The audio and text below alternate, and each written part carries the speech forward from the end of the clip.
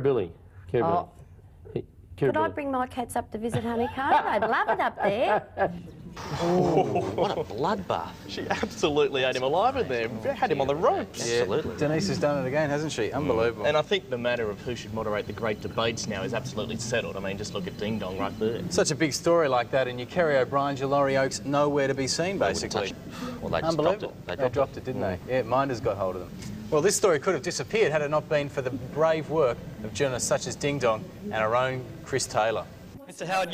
Howard, you promised Denise Drysdale this morning that Honeycomb would meet Fluffy Bum. Will you stand by that promise? When did I what? Mr. Howard, your cat Honeycomb. Oh, yes. You promised it would meet Fluffy Bum. Will you stand by that promise? Fluffy Bum wants answers. Well, I'll consult Honeycomb. The Election Chaser, asking the hard questions.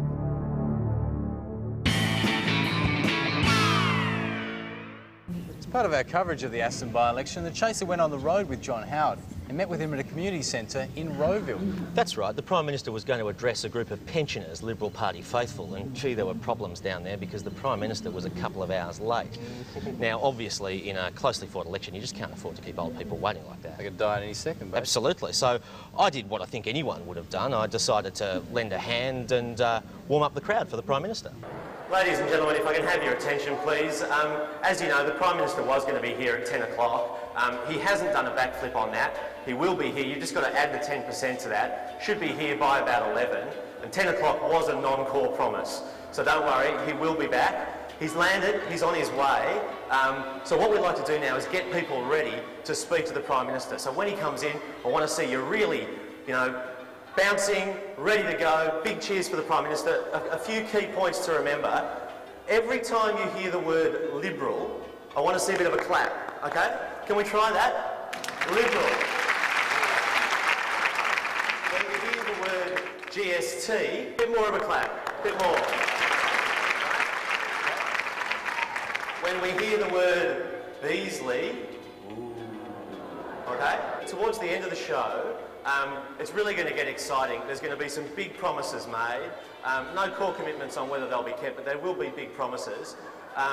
So what I want to see towards the end of the speech is a bit of a wave, okay? So I'd like to see, starting from the left-hand side, hands up in the air, okay? So we start from the left, and over we come to the right. Yes! Oh, look, that's just fantastic. That's going to set this electorate on fire. Thanks for your time. But despite my good work, the Liberals weren't at all grateful. But I apologise very sincerely. It's unfortunately somebody who's obviously got past security. I'm very sorry for that. I don't know why they didn't like you there, Julian. I was talking to the old people and they just loved you. Absolutely. Yeah. Well, I reckon I'll get more work out of it, actually. I think you will. And I'll tell you what, your mention of more money from the Prime Minister really fired them up. You're looking forward to the Prime Minister coming? Oh, yes. Oh, it's good, isn't it? Have you met him before? No, I haven't. No, this is the first time? I saw him with Denise yesterday. You saw him with Denise yesterday? Oh, that was pretty cutting stuff, wasn't it? Yeah, it was. Yeah. Oh, yes. No, it was excellent. I hear he might be handing out like $300 or so.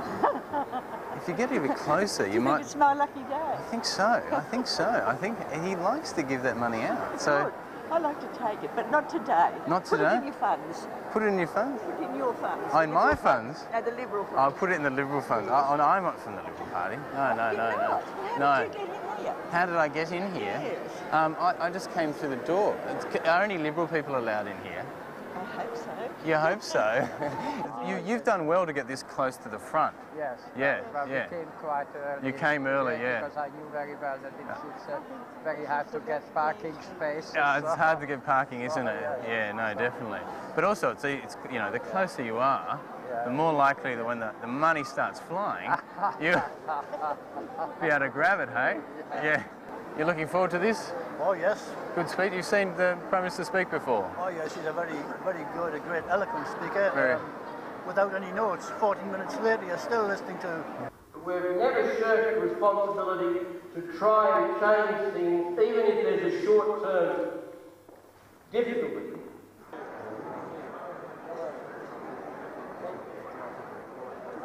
Got it. Did you get the money?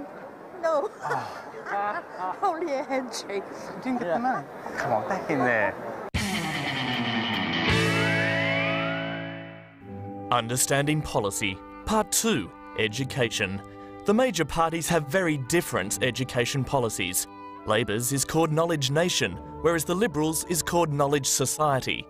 Liberal policy is to give more money to private schools because that's where their children are enrolled. Labor policy is to give more money to public schools to help ease their guilt that they send their children to private schools too.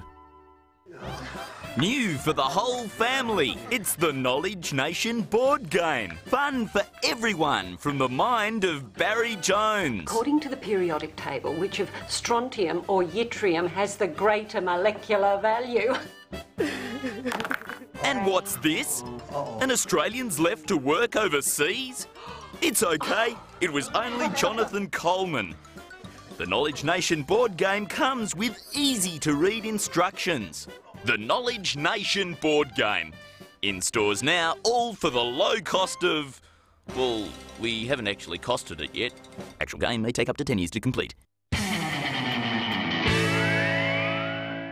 Welcome back to the National Tally Room. It's almost time for us to leave you tonight. Just very quickly, Craig, before we do wrap it up, we have been asked by the ABC to make sure we haven't given too much airtime to one party over the other, so I'm afraid we will have to check the balance. Jules, how are you measuring it? Yep, we're 15 seconds down on Liberal. Oh, OK, we will have to address that, I'm afraid. So, yep, the Liberal one.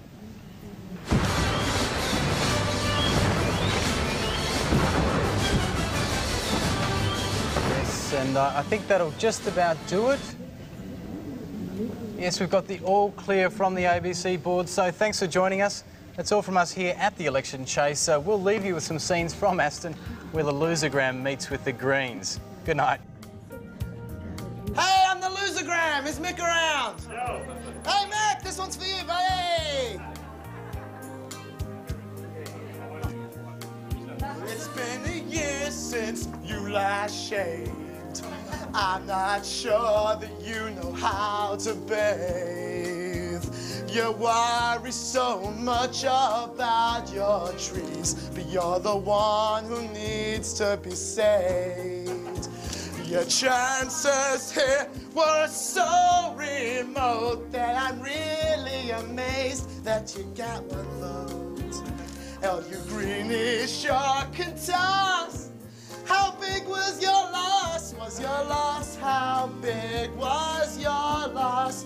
You must be so ashamed, 'cause you rocked up on national TV, dressed as a bear, but all you proved in the end is that you have got no friends. Congratulations! Congratulations, Mick.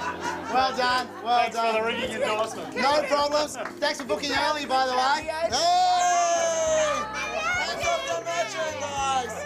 Thanks for booking early. We appreciate it. All right. And you did well. You lost the pride, sunk like a stone. Well done.